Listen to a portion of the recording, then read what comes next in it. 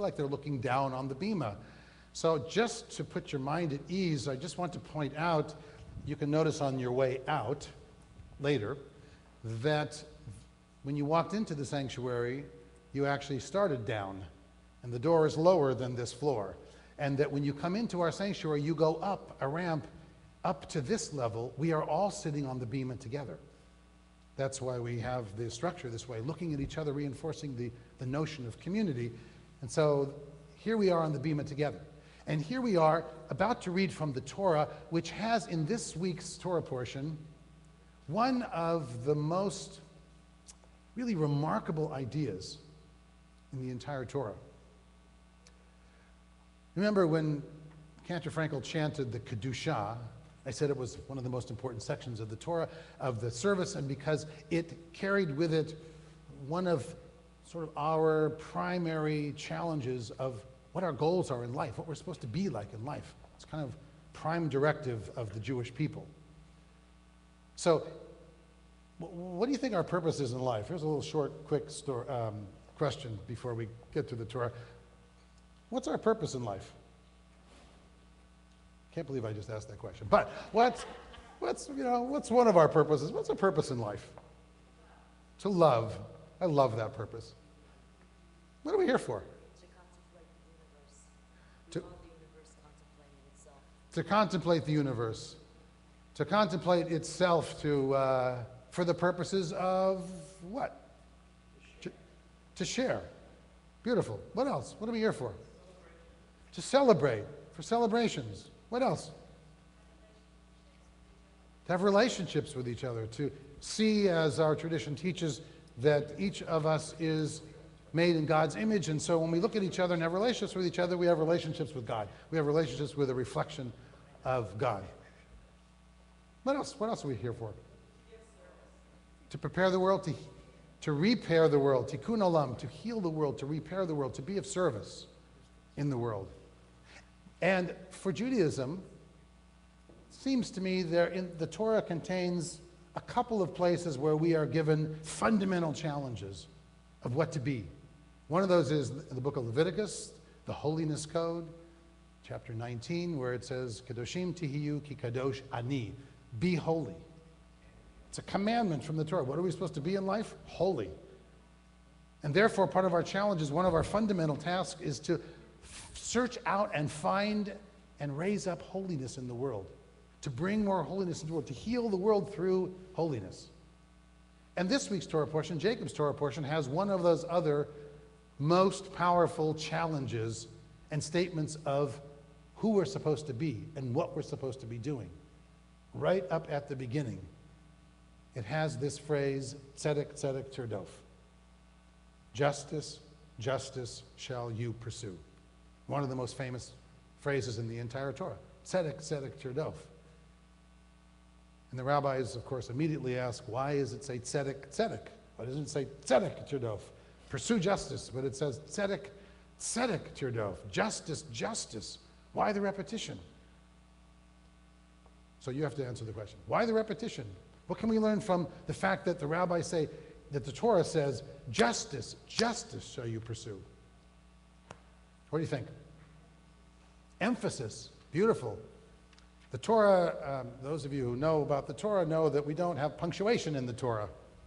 We don't even have vowels in the Torah, let alone punctuation. So there's no exclamation point somewhere in the Torah. There's no commas, there's no... But if you want to emphasize something, you repeat it. Tzedek, tzedek. Tzedek is really important. It's so important I'm saying it twice. Tzedek, tzedek. Justice, justice. Beautiful. It's exactly one of the reasons why it's emphasized, because how else can you remind people that this really matters? What is society like when there's no justice? Unfortunately, we have all had experiences of society where there's no justice. And here's our text, our sacred literature, thousands of years ago, that came into the world and challenged a fundamental way that the world was working. For example, If you lived in Afghanistan today, if you lived in Pakistan today, other than in the major cities, if you lived in Iraq, certainly when Saddam Hussein was there, and even now in certain sections of Iraq and in Africa and lots of other places in the world, who gets to make the rules? Whoever's in charge. And what puts them in charge? They got the biggest stick. Well, the biggest guns in this case. You know, it's that might makes right rule. Whoever has the biggest stick gets to make the rules. Whoever has the biggest guns, the biggest army gets to make the rules. All of the rules. There is no such thing as justice except for as that person who is in charge decides there's justice. He, usually a he, gets to make the rules. And in fact, at the time when the Torah came into being, and you remember we were slaves in Egypt for hundreds of years, what kind of king was Pharaoh? After all, one of our good, warm, loving, sweet, compassionate buddies, Pharaoh. What kind of king was he? He was not only a dictator, but he thought of himself as God. And everybody else said Pharaoh was God. Lots of kings were considered to be gods. Jacob's portion comes along and turns that on its head and says, not so much. Not so much that the king gets to be God. Not so much that the guy with the biggest stick gets to make the rules. We have rules bigger than the king. We have rules bigger than any ruler. We have rules bigger than any one of us, no matter how strong or powerful we may be, whether we're a warlord or not. We have rules that we put in the mouth of God to show us, to demonstrate to us, to inspire us to know that there's a higher authority, that there's a right and wrong that doesn't depend on who's got the biggest stick. And that justice isn't simply what I think because I can say so because I'm in charge. We say that in the United States. We classically, even though it's sexist, used to say, we are a nation of laws and not men. What we meant by that was, it's not, just because someone gets elected doesn't mean they get to make all the rules.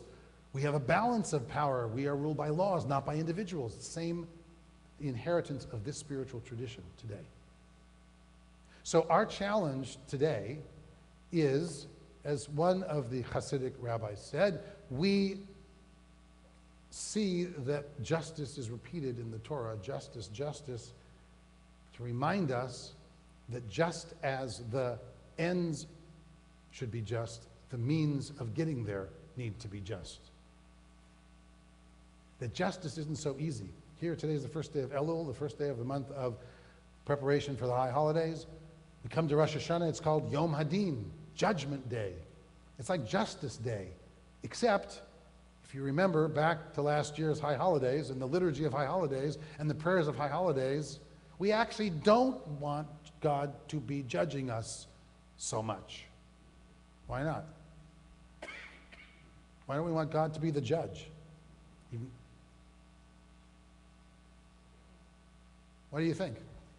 Why do you think we don't want God to be the ultimate judge, sitting on a throne, which is really the whole imagery of the high holidays of Rosh Hashanah, God sitting on a throne, and yet our prayers are all about, could you maybe not sit on that throne of justice and judge us? Why? Why do you think? Oh, because, we know we wouldn't pass the judgment. Because we know what we've done in the last year. We know we haven't lived up to always to our highest selves. We know that if God was the absolute judge of right and wrong and justice, the absolute justice, we would fail. Because we're human, it's our nature. And so we pray instead, God, could you get off of that throne and move over to another seat, maybe the seat of compassion and mercy? That's how we'd like to be judged. That's how we'd like to judge each other. That's how we'd like to judge ourselves, with compassion and with love. And to try to figure out how to temper justice and compassion and roll them all into one.